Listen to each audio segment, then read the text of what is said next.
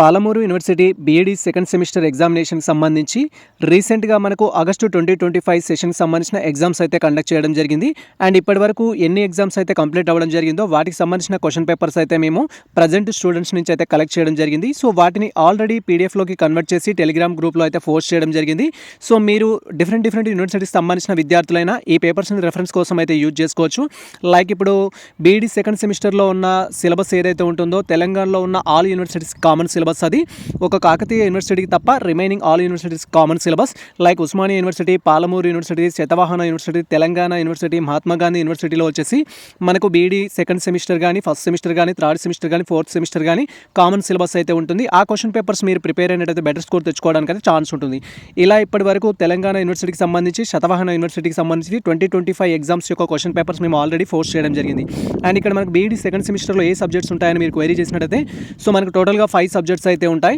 First one వచ్చేసి ఏంటంటే మనకు సోషియాలజికల్ ఫౌండేషన్ ఆఫ్ ఎడ్యుకేషన్. ఇది 70 మార్క్స్కి ఎగ్జామ్ కండక్ట్ చేస్తారు. అండ్ దీంట్లో పార్ట్ ఏ, పార్ట్ బి అని 2 సెక్షన్స్ అయితే ఉంటాయి. 70 మార్క్స్కి గాను మీకు 28 మార్క్స్ లేదా 28 అబోవ్ వచ్చినట్టయితే మీరు పాస్ కింద కన్సిడర్ చేయడం జరుగుతుంది.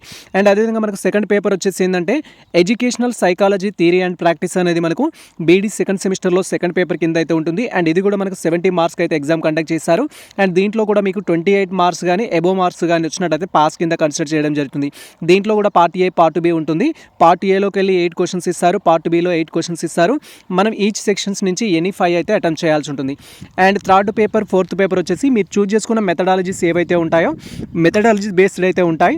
సో ఇక్కడ మనకు తెలుగు తీసుకుంటే తెలుగు, ఇంగ్లీష్ తీసుకుంటే ఇంగ్లీషు, మ్యాథమెటిక్స్ తీసుకుంటే మ్యాథమెటిక్స్, సోషల్ సైన్స్ తీసుకుంటే సోషల్ సైన్స్, ఫిజికల్ సైన్స్ తీసుకుంటే ఫిజికల్ సైన్స్, బయాలజికల్ సైన్స్ తీసుకుంటే బయాలజికల్ సైన్స్ అనేది సో మీకు థర్డ్ పేపర్, ఫోర్త్ పేపర్ కింద అయితే ఉండడం జరుగుతుంది.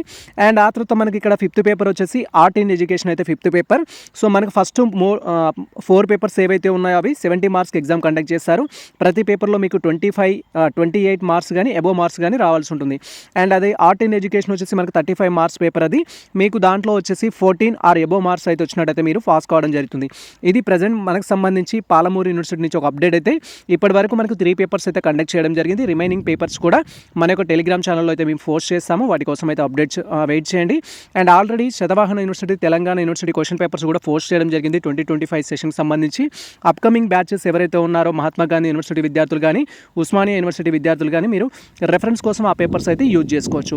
అండ్ రీసెంట్గా కాకతీయ యూనివర్సిటీ ఎగ్జామ్స్ కంప్లీట్ అయిపోయి ఆ పేపర్స్ కూడా మేము గ్రూప్లో అయితే పోస్ట్ చేయడం జరిగింది. ఇది ప్రజెంట్ మనకు సంబంధించి కంప్లీట్ అప్డేట్ అయితే. అండ్ ఛానల్ తరపు నుంచి మాదొక రిక్వెస్ట్, మీరు ఏ యూనివర్సిటీ విద్యార్థులైనా మీకు సంబంధించిన ఎగ్జామ్స్ కంప్లీట్ అయిపోయిన తర్వాత మీ క్వశ్చన్ పేపర్స్ టెలిగ్రామ్లో పోస్ట్ చేయండి. ఇది మా యొక్క రిక్వెస్ట్ అయితే.